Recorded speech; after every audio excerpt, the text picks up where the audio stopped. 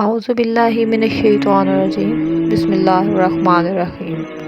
شب قدر میں یہ دعا مانگیے، اللہم انکا عفو تحب العفو فاعف عنی۔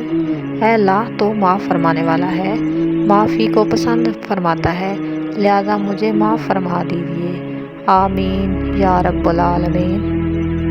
اسی طرح شب قدر یعنی لیلۃ القدر کی اہمیت کو بیان کرنے کے لیے قرآن مجید کے اندر ایک سورہ موجود ہے، آئیے اس کو ترجمے کے ساتھ تلاوت کرتے ہیں۔ اللہ تعالیٰ قرآن کریم میں فرماتا ہے، اِنَّا أَنزَلْنَا فِي لَيْلَةِ الْقَدْرِ، بے شک ہم نے قرآن کو شب قدر میں اتارا ہے، وَمَا أَدْرَاكَ مَا لَيْلَةُ الْقَدْرِ، اور کیا سمجھے کہ شب قدر کیا ہے۔ لیلۃ القدر خیر من الف شہر، شب قدر فضیلت اور برکت اور اجر و ثواب میں 1000 مہینوں سے بہتر ہے۔